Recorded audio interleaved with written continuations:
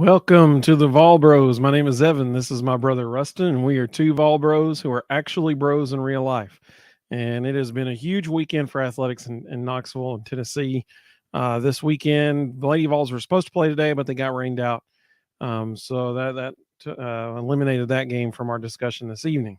However, apparently Tennessee's ice hockey team, I don't even know what this is, but I'm gonna read it. I'll share my screen so everybody can see it.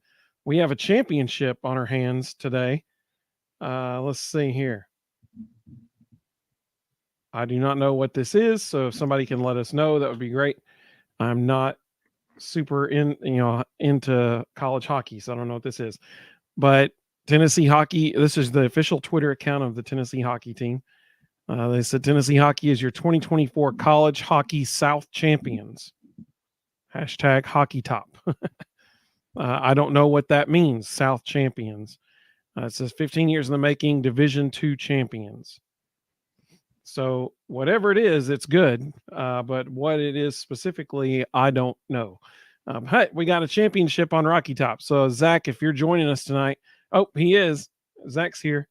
He said, "Go Big Orange, VFL."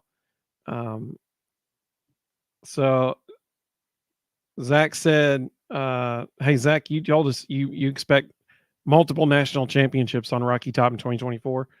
Well, as far as I know, this is the first one, buddy. So that happened this weekend.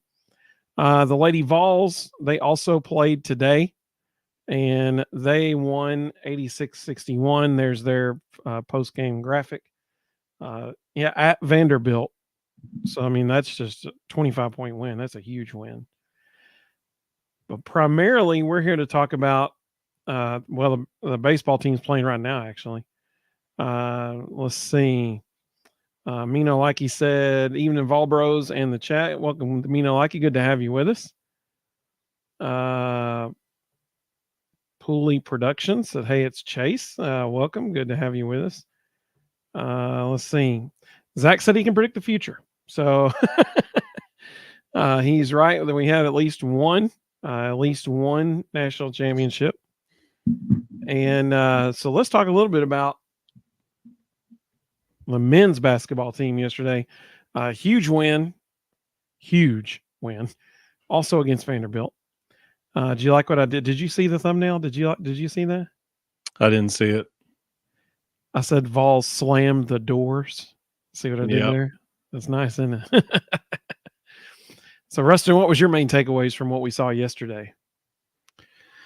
I thought the unselfishness was really impressive. When this team shares the ball, they are really hard to beat. I mean, what else can you say? With 12 minutes left in the game, it was 70-30. I mean, just an absolute beatdown from start to finish. I thought what was really impressive was it became infectious. Even when we started emptying the bench, those guys came in and competed really hard.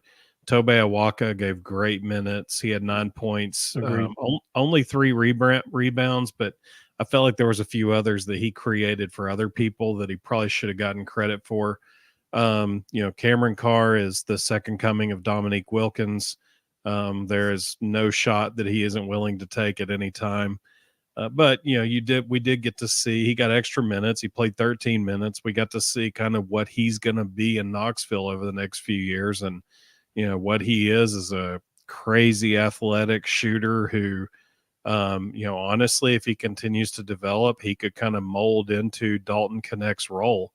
He loves to take shots. He takes them confidently. He has no conscience about it, and I thought he gave great minutes, playing really hard.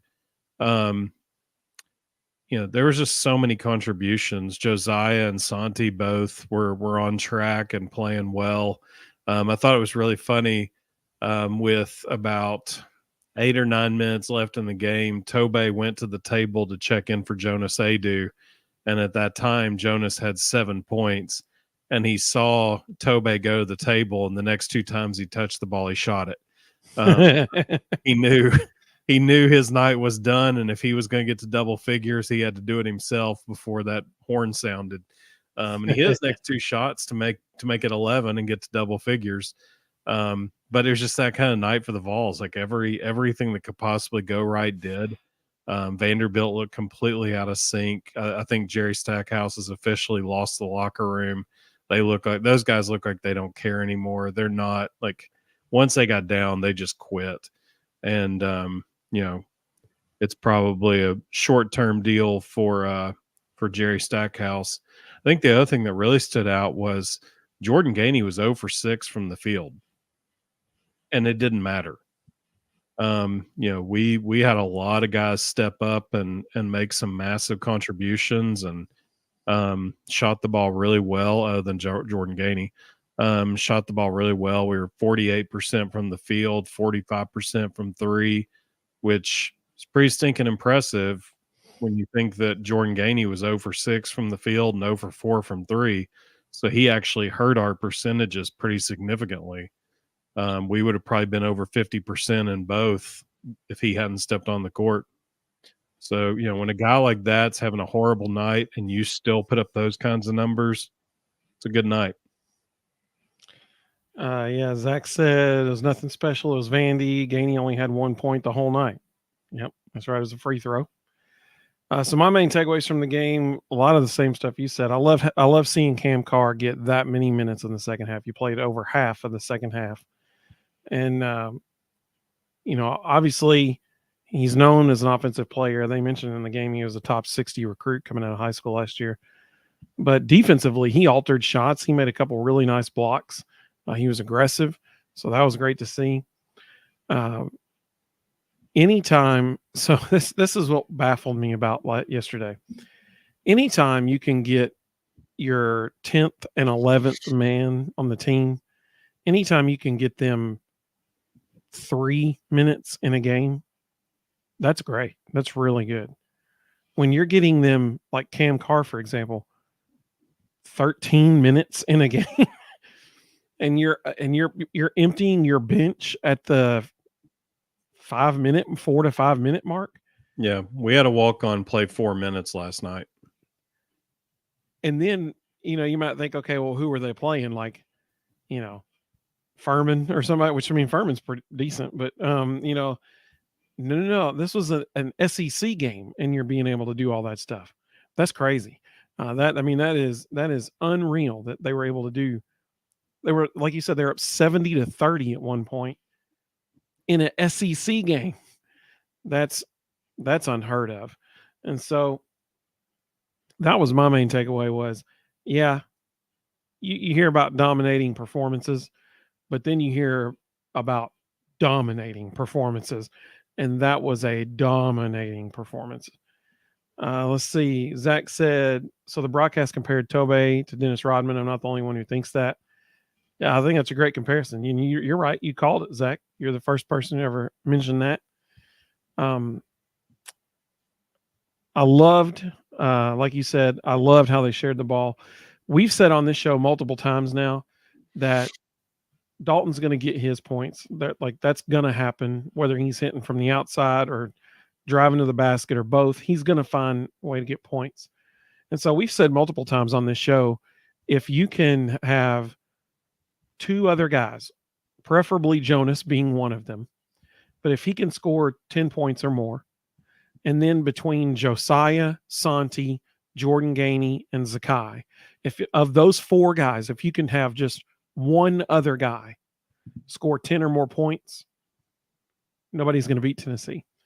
And that's what we saw again. It was wonderful to see Santi hit 4 threes yesterday. That was awesome. They are, when they have at least three guys score double digits, they're going to win like that. And that's the reality of the situation. So, very exciting. Now we're going to move on to some tougher questions. I'm going to save play of the game for last, because in my opinion, that's the most difficult question. Rustin, player is pretty tough too, actually. I mean, everybody could say Dalton, but Rustin, who was your player of the game? And y'all let us know in the comments who your player of the game was against Vanderbilt last night. So in only 18 minutes, 5 of 7 for the field for 13 points, 7 rebounds, and 3 steals, 2 assists, Just absolutely. I mean, that's in 18 minutes. 13.7 rebounds and 3 steals in 18 minutes. Josiah Jordan James came out and just set the tone from the beginning. I think he had 5 of our first 8, looked very confident, was doing all the little things well. I felt like he just did a fantastic job coming out and saying, this is how it's going to be today, and was just an absolute tone setter. Well, I like your pick better than mine, actually. My pick was Santi just because it was good to see him hitting shots again. Yeah. He hit the second 3 of the game, or the third one. So first possession was Dalton, and then I think Josiah hit the second 3 of the game, and then Santi hit the third and the fourth. That was like almost back-to-back possessions from the same spot on the court in the first half. There, he hit back-to-back threes. So that was very, very encouraging to seeing him hit those. I know that he probably felt, a confidence boost from hitting those as well. And he crossed over 1,500 points for his career, which is just an insane number. Obviously he had a little bit more time than most to accomplish that, but nevertheless, 1,500 points in a career is absolutely incredible. Let's see. Zach said Santi was his player of the game as well. Zach's giving us baseball updates. I appreciate that, Zach. We're going to get to baseball here in just a minute. I'm glad you're doing that. Keep it up, buddy.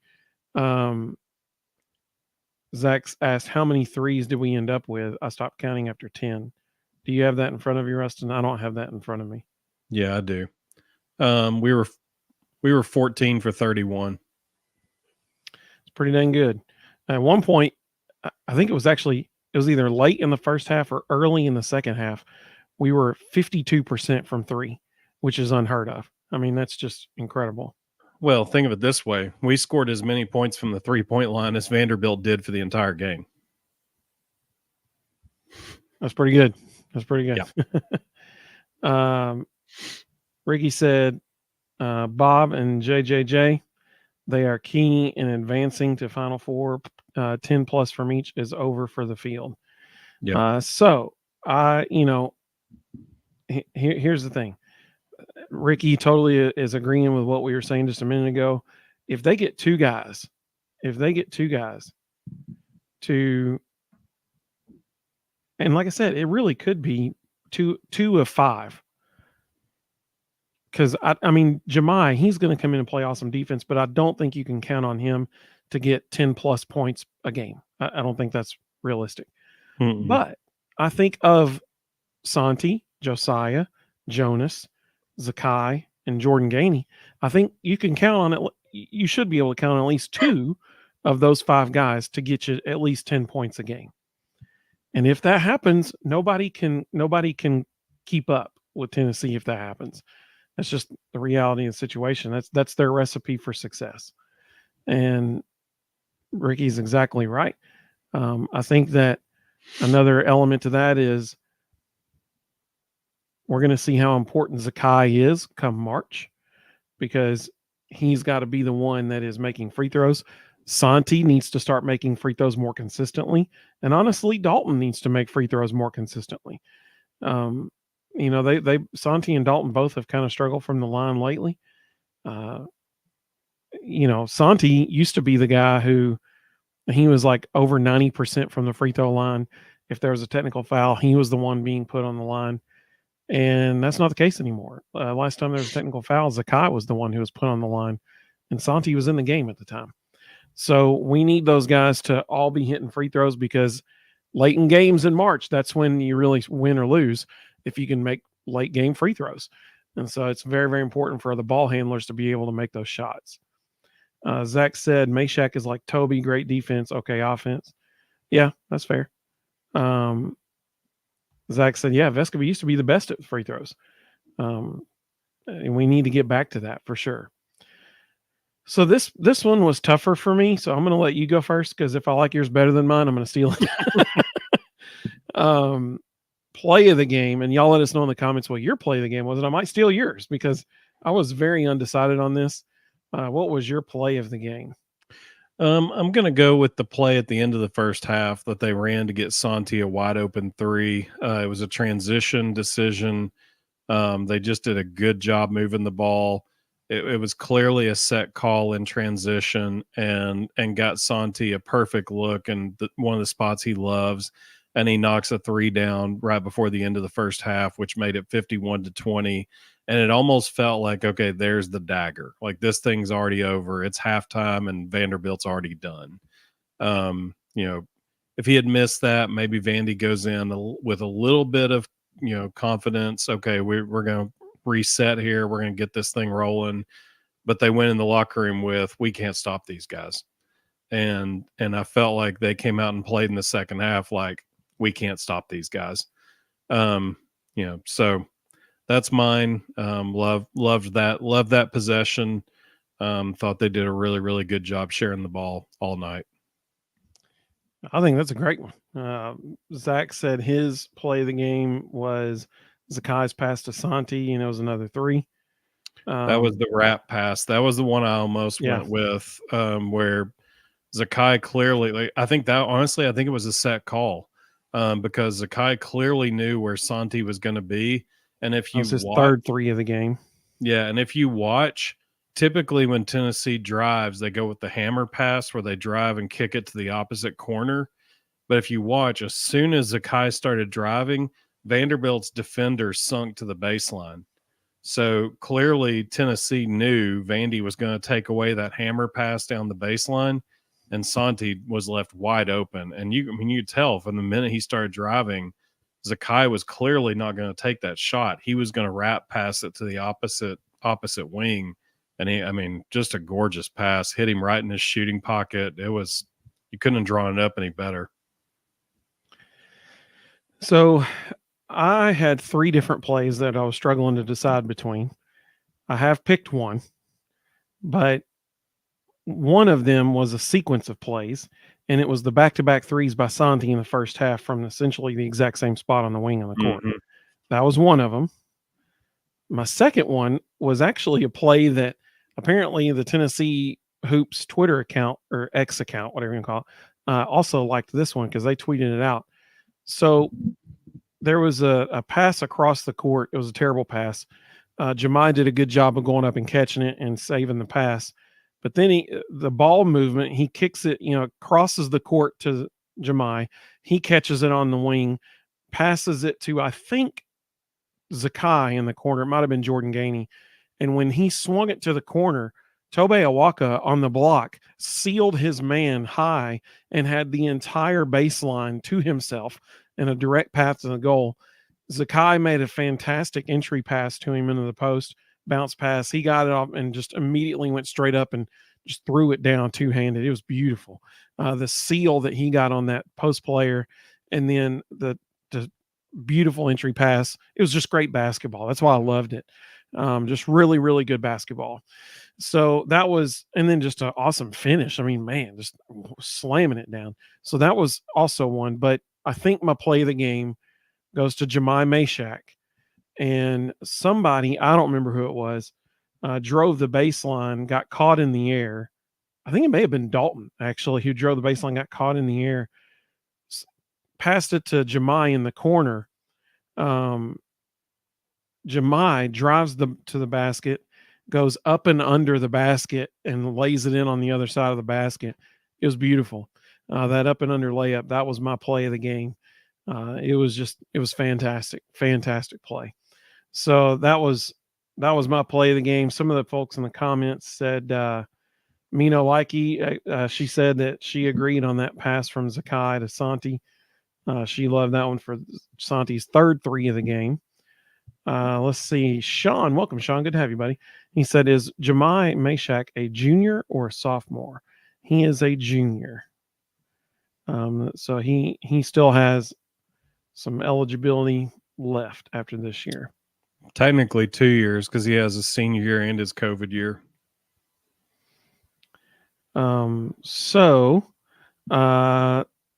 Any other basketball related things? I will say this before we move on to baseball.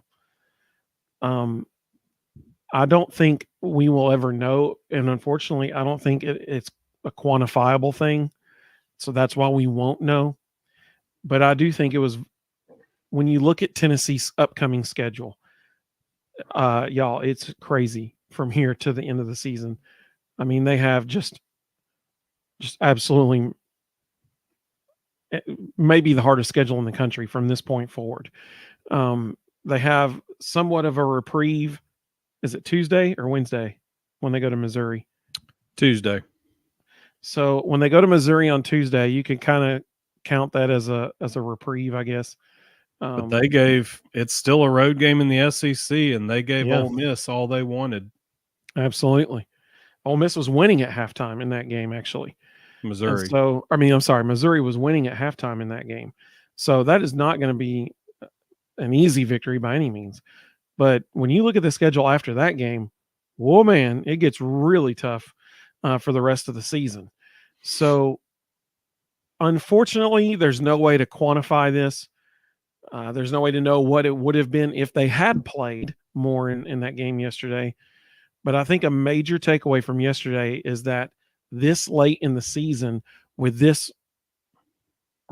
just murders row stretch coming up, we got Dalton Knecht, Zakai Ziegler, Josiah Jordan James, really those three, and Santi. We got them almost an entire half of basketball's worth of rest. That's going to be huge. That rest that they got going forward, and unfortunately, like I said, we will never know just how beneficial that was. But I have to think that that was helpful moving forward. It's got to be. So, what do you mean, Zach? Zach said, "Does it really though? Does it really help us, or what? What do you mean?" So Zach's going to clarify that for us. So, so we've talked about hockey's South Championship, whatever that is. So somebody let us know in the comments. Somebody look that up for us. What is that? The hockey team won the South Championship today, whatever that is. So somebody let us know in the comments. We talked about Lady Vols. We talked about the Lady Vol softball team getting. Zach was saying, does it really get harder though? Well, it does. So Zach, just so you know, here's their upcoming schedule. Next Saturday, they got Texas A&M at home. I don't think Texas A&M will shoot as well as they did last time. But after that, then they've got they have Alabama, not necessarily in this order. I think it might be though. Alabama, Auburn, South Carolina, and Kentucky to end the season. That is not an easy stretch. That is not an easy stretch. So let's move on to baseball because that's what they're literally playing right now. Zach gave us an update. They're currently up 6-5. We were up 6-3. They're currently playing Baylor in the Texas Rangers Stadium. They've had 2 games this weekend. We're 1-1 on the weekend. Rustin, what were your thoughts about what we've seen so far from the baseball team? I think it's been interesting. It was nice to see them respond today. They've come out with their bats hot. Unfortunately, we started Xander Sechrist, and then he got ripped and knocked off the mound. We went to Nate Snead, the transfer from Wichita State. He hasn't fared much better. He's struggling to throw strikes right now. So it's been, I think probably what's been most interesting to me all weekend is how we have patterned pitching and what I have seen going from AJ Russell to AJ Causey on Friday. A lot of people thought Causey was going to be the number 3 starter, so that was a little surprising. Going from that to yesterday, this weekend. I think it's all up for grabs right now. I think they're still trying to figure it out. Going from that to yesterday, Drew Beam giving way to Marcus Phillips, which was interesting. True sophomore, JUCO transfer, throws mid to high 90s, big physical guy. Was kind of surprised to see him come in yesterday as soon as he did. And then went from him to was it Sean Combs? No, Aaron Combs. So Aaron Combs came in last. Before that, it was the transfer from I'm blanking. Hang on.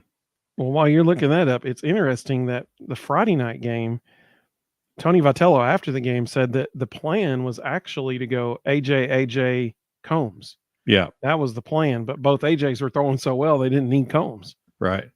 So Chris Stamos was who I was trying to think of. So they went Marcus Phillips, big physical right-hander. Then Chris Stamos, who is a smaller, kind of crafty left-hander.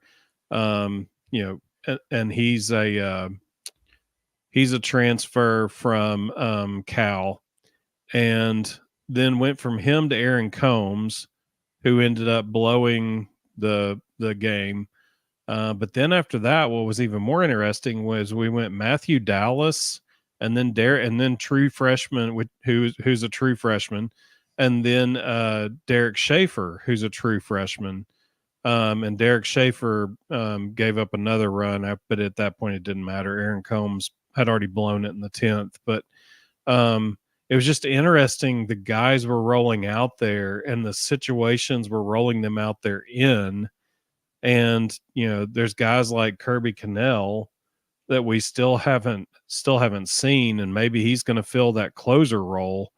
But it's interesting how they're going with guys. I think they know who their 1 and 2 are. That's very obvious. AJ Russell was crazy dominant. Drew Beam did a heck of a job. 1 and 2 is not a question, but number 3 is a big question mark. And I would not be surprised if it ends up being AJ Causey. But they've got other options, and it'll be interesting to see moving forward how they position this. The other thing I would say is it was amazing to me that last night, after they lost to a big time program in extra innings with freshman pitchers on the mound, people were losing their mind. And it's like, folks, it's February. Like, no one cares what happens in college baseball in February. Honestly, no one cares what happens in college baseball in most of March. And now, the way the polls are done now, once they get into conference play, nobody cares what happens in college baseball from Monday to Thursday. Like, none of those midweek games matter once you're in conference play, and nothing before conference play matters in the slightest. This is just for fun. Like, these are all glorified scrimmages. And, all you're really doing is setting yourself up for seeding at the end of the season. But all that really matters for SEC baseball is Friday, Saturday, Sunday in conference play. That's it. So it's interesting that you mentioned that, because I was thinking the exact same thing. So I saw where one person tweeted, "We're not sniffing Omaha this year," after the game last night. I was like, wait. We went 9 innings and gave up 1 run. We went 9 in college baseball where they're using metal bats. We went 9 innings and gave up 1 run. And you're concerned that we're not, sniffing Omaha. I'm like, what in the world? So that shocked me. I was like, that's just ridiculous. And they've still got a lot of stuff to figure out. Like, they're still trying to figure out, where should people be in the batting order? Who are the best 3 outfielders? How in the world do we rotate 3 quality catchers who all need to play? I mean, Yeah. Dalton Bargo didn't hardly step on the field Friday and Saturday and started in the 4-hole today. That dude can hit, and they've got to find a way to get him on the field. Robin Villeneuve started at DH on Friday and hasn't played since. Like, you said his name right. Yeah, he's French Canadian. Yeah, for those of you who are wondering, he's French Canadian, so it's Villeneuve. It is not Villanueva. He is not Hispanic. So just so you're aware, public service announcement. The more you know. Yeah. So they're still trying to figure this stuff out. And honestly, I think they've got a big time catcher in Cannon Peebles. Like, that guy's going to be in the lineup every day, whether it's behind the plate or DHing. But the one thing we learned yesterday, Cal Stark has gotten significantly better, and defensively, he might be their best catcher. So they're going to have to figure out how in the world they can get both those guys in the game. And oh, by the way, Stone Lawless is sitting on the bench, who might be the top freshman catcher in America. So how do you get that guy in? It's It's going to be tough. They've got a lot to figure out. It's certainly a different situation behind the plate than it was last year. Yeah. Let's see. Carl said, "Hey guys, hey Carl, we're glad you're with us, buddy." He said, "Can't stay watching Vols Baylor 6-5 top of the fourth coming up Vols to bat." So they must. That sounds good, buddy. Hey, we appreciate you joining us, Carl. Carl, did you spend $30 on Flow Baseball? He hadn't missed a game in 3 years, so I guarantee he did. Carl's the reason the NCAA created that garbage. He's funding the conspiracy. That's a good streak he's got going there. Zach made a good point. He said this first triple play in 30 years or something like that. Yeah. I think in 96, maybe 96 was the last time. I can't remember. 97, yeah. 97. That was close. So that's, if you haven't seen it yet, that was an awesome triple play yesterday. And kudos to Cal Stark, because he's the one letting the pitcher know 2-2-2. You can see it on the replay. He immediately hops up and is immediately pointing to second as soon as Duke caught the ball. I can't remember who was on the mound at the time. Chris Stamos. There you go. So, I mean, as soon as he caught it, Cal Stark was telling him 2-2-2. And then, heads up play by Christian Moore. When he caught it, he didn't try to throw it back to first. He just turned around and tagged the guy. So good on him for that. He stepped on the bag and then tagged the guy, and then he wasn't sure. Wait, was that the right order? And then he tagged the guy again. He wasn't sure what was going on. I think what it was he didn't. I don't think he saw the umpire call the second guy out, and it was kind of like a bang bang kind of thing. Like he tagged him, but the guy got his foot back on the base, which it doesn't matter that his foot was on the base anyway, because it was the wrong base. He had to go back to first base, and so I'm thinking basketball.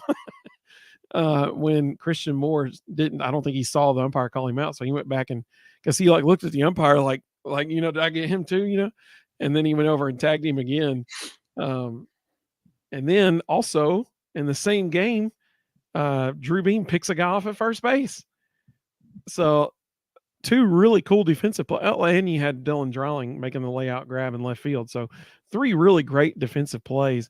Oh, and on the first inning, Billy Amick over at third base. Yeah. Awesome play moving to his right on down the line. So, I mean, defensively, we are smoking right now, which is stark contrast to last year for the first half of the season defensively. Let's see here. Big Orange Vol, welcome, buddy. Good to have you. He said Vols right now upper 6-5. Oh, Sean, you are the man, buddy. He's exactly right. He said, does no one remember how last year started? Sean's exactly right. Tennessee went out to that tournament. It was in Arizona last year, and they went 0-3 for the weekend. Did not play well. Had some very concerning defensive things going on, and we're already seeing that change this year, which is, that's huge for this team. Big Orange Vol said playing Baylor, trying to bounce back. Absolutely. Our batting lineup is stacked 100%. Kavaris Tears hits the opposite field 3-run home run tonight. That's how we got on the board to start with. Billy Amick just barely missed a 3-run bomb. He hit a triple off the top of the wall that ended up being a 2-run triple, and about a foot higher it would have been a 3-run home run. So that must have been after we went live then? Yeah. Because I haven't seen anything since we went live. That's why I'm relying on you and these folks in the comments letting us know what's going on. Yeah. I've got too many other things on my screens right now. I'm monitoring here. Let's see. Zach said we're going to be 2-1 coming out of Texas. I agree with you. And that's huge. That's a great start to the season. If we can keep hitting, or if we can either keep hitting or start getting some outs. Right now, this is a slugfest, and neither team's pitchers are doing much of anything. Big Orange Vol said, we will be the Oma Vols again. If they can figure out that third rotation spot. So what's interesting was you mentioned the closer, because we haven't seen Kirby Cannell yet this weekend. Now, what's interesting is when you think about what Vitello said after the Friday night game, and then what happened at the end, what should have been the end of the Saturday game, he said the plan Friday night was AJ Combs. So Combs was supposed to finish out that game. Then he's the guy who came in essentially a closer role against who we play yesterday, Oklahoma. I'm getting my he came in that closer role against them yesterday. So it almost sounds like they had an idea that he might be the closer role this year.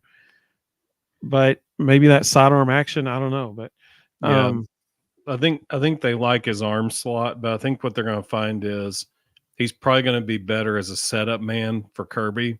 Because if you can bring him in the 8th, throwing at that weird arm angle really hard, and then all of a sudden in the 9th, bring in Kirby throwing curveballs that do this, and throwing gravity pitches. For those of you who don't know, that's a ball that's going so slow gravity pulls it down. So when he's throwing like that, it's hard to adjust. So here's my thing with it. You mentioned the pitching rotation that we've seen so far this weekend. The thing that would concern me the most about what we've seen as far as who's been in when, and I think I'm hoping that yesterday kind of threw a wrench into their plans for today. But you don't want Xander Seacrest and Kirby to throw in the same game, in my opinion, because they're too similar. Yeah. Kirby is so different than most people that you see, except Xander Seacrest. They're both left-handed. They both have pretty big swooping curveballs, especially Kirby. So, in that situation, it's like the Barry Zito curveball kind of thing with Kirby. So, in that situation, you would almost think, man, if they have AJ Russell or AJ Causey up there throwing, and then you come in with this totally different left-hander that's throwing these big, 11-4 curveballs, that kind of thing, that's totally different. If they bring in that for one inning, you can't adjust that fast in one inning. You just can't. Who was the dude? Phillips, the guy that was the JUCO transfer that was throwing 98? Marcus Phillips. Yeah. All right. So if you have him in the game and then you bring in Kirby Cannell, no one can adjust that fast. Nobody. It's not possible. So you would love to see that back to back in some games. And this is another thing about baseball that people just have to wrap their minds around. Yesterday I think we left 12 runners on base. Today we're not doing that. We're getting hits in timely places. Christian Moore just hit a 2-out, 2 RBI double to make it 8-5. Awesome. We're not stranding guys today, but it is what it is. Some days you just can't get a timely hit. Hey, Carl, we appreciate the updates, man. Keep them coming, buddy. We love it. He put that on there right before Christian got his hit there. Big Orange Ball said, I love Big Orange baseball. I like baseball quite a bit better than softball, respectfully. Totally understand that. I was just giving you a hard time about flow baseball. I will not buy it on principle. But for those of you who don't know what flow baseball is, in all college sports, there used to be a platform that every team had to record 2 angles of every game, and you would share it on the platform, and your competitors could use it as scouting video for a certain period of time, and then it would be taken off the platform. The NCAA, in its incredible greed, decided that an even better use of that would be, we'll turn it into this product that people can buy at an insanely high price of $30 a month, which is why sometimes, and basically it televises all the games that ESPN doesn't pick up, and Division II and Division III, and all the different levels, so people's families can watch wherever they are, but they pay an arm and a leg to get to do it. But that's why sometimes if you watch all the time, if you watch it, you'll notice there's only 2 camera angles. Sometimes there will be an announcer, and that's only if the home team decides that they want to let some grad assistant or some intern announce the game. Sometimes you're just literally watching a silent movie. There's no sound at all. You're just watching a camera that never moves. Because it was never intended to be a live stream. It was intended to be a scouting video. So not a fan of flow baseball because just on the principle of it, I'm not supporting the NCAA like that. Big Orange Vol said, I hope the Tennessee versus Florida football game this year will be a night game. Ooh, yeah. So we can fully return the favor in fashion. I love that idea, Big Orange Vol. I love it. And we already know that's going to be a Manning cast game. So that'd be really, really cool to see that be a night game and have Peyton calling it. Talk about a great evening for a Tennessee fan. Man, that'd be a great evening. I'm sure it'll be a night game. ESPN's not going to lose the ratings on having a Manning cast during the day. That's got to be a night game. Zach let us know it's 8-5 after Christian Moore RBI. Appreciate that, Zach. Big Orange Vol said, let's go baseballs, the Oma Vols. Totally agree, buddy. Carl let us know SEMO doubles bringing in 2 runs. Dalton Bargo strikes out by 8-5 Vols. Big Orange Vol said football, basketball, then baseball.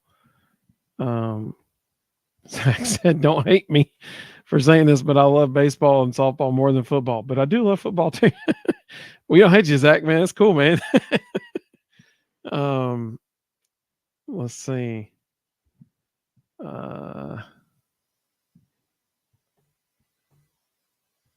Let's see here. I'm gonna try to catch up. All right, so that's pretty much everything. So whoops, I just kicked my camera by accident there. So huge weekend. Hopefully Tennessee's baseball team. Tony has a great question. Hey Tony, welcome. Good to have you, buddy. Good to have you, man. He said, y'all think we have 2 new assistant coaches by the end of next week? That's a great question. So Brent Hubbs actually ran an article on this today, and I was kind of surprised by what it said, honestly. I think running backs coach, yes, you will have that here pretty soon. I really felt like it was going to be Matt Merritt. Apparently Matt Merritt said no. And it's going to be one of either Carlos Lachlan, who's the running backs coach at Oregon, or Anthony Jones, who's the running backs coach at TCU. Weirdly, they both have 2 things in common.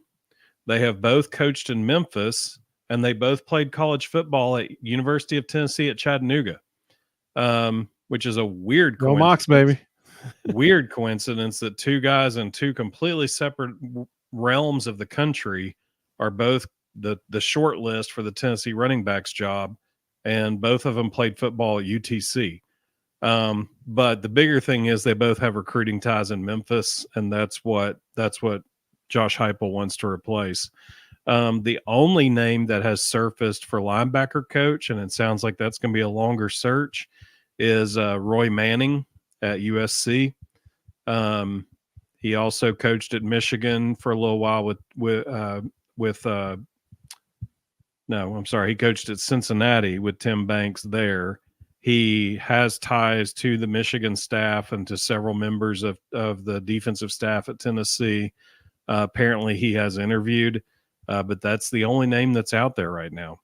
So that one's going to be a little more interesting, but I think it's the way Brent Hubbs said it, it sounds like it's going to be a while on linebacker, but running back could be done soon. Well, that's a great question, Tony. Thank you so much for asking that. That's a very good question, and I learned some stuff there too.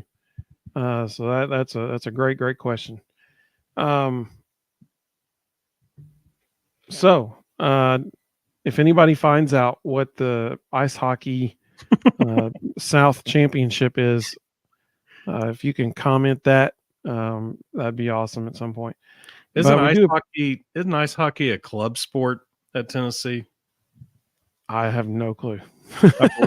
I believe so. And if it is, that South champion is just some made up championship for club sports. Yeah, I don't. They got cool uniforms. I know that much. Like I never even thought about buying a hockey jersey, but then when they released that one that they had, I can't remember. It had the Vol script on the front of it. That was a cool looking jersey, man. I was like, man, I've never been tempted to buy a hockey jersey, but I might buy that. Yeah, hockey's not listed as a varsity sport at Tennessee, so it's a club. So that championship would be like the Southeastern University's club championship. Hey, there we go. Go Ice Falls.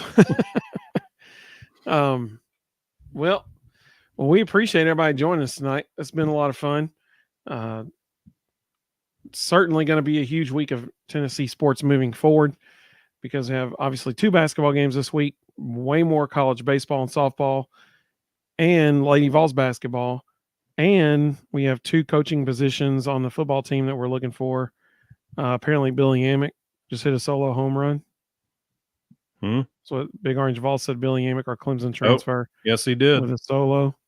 Hey, thank you, Big Orange Vol. We appreciate that very much. He is killing the ball.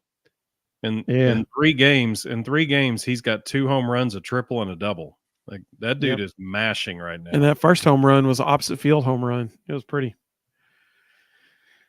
Well, we appreciate everybody. Go ahead.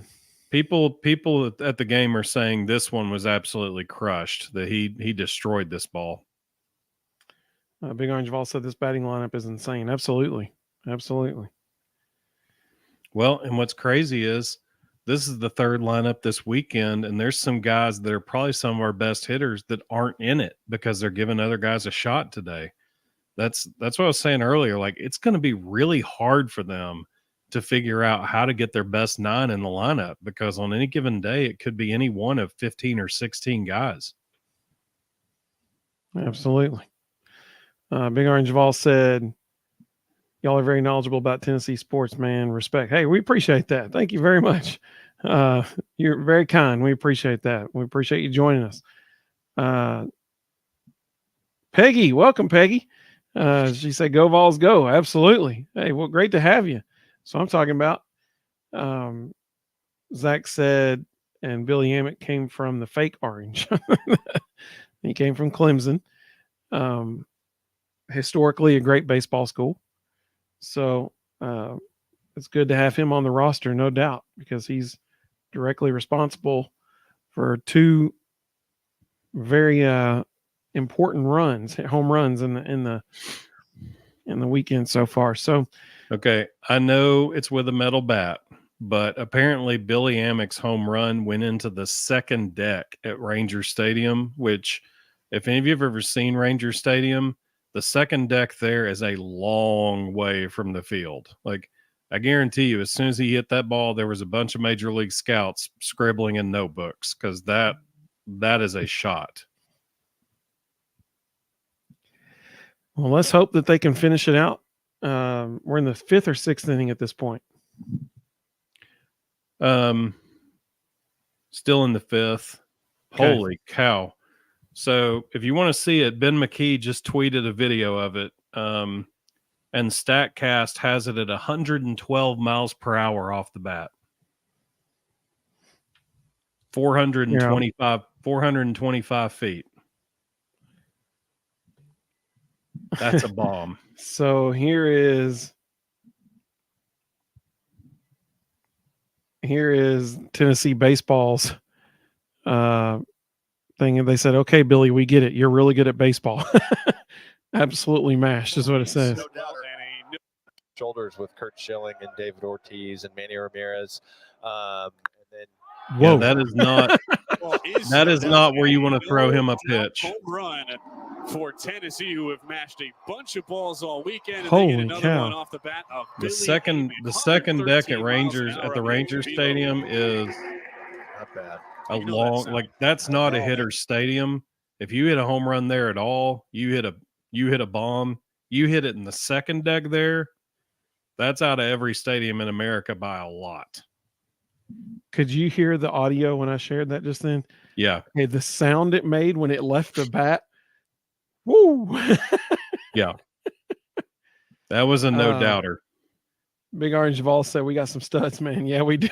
You're exactly right. Mm-hmm. You're exactly. You do not. How frustrating would it be to try to pitch to this lineup? That's the thing. I mean, it's just, where do you try to find outs? You know, I mean, like, that's a tough lineup to pitch against. Nuts. We appreciate everybody joining us. I'm going to sign off here and go follow this game as well. So we hope everybody has a great evening. Basketball's back in action Tuesday night at Missouri. So hopefully we walk away from Columbia with a win. But like Rustin said, Missouri did put up quite a battle against Ole Miss yesterday. They were winning at halftime. Kind of surprised some people that they were winning at halftime. Only lost by 3. It came down to the Yep. final 2 possessions.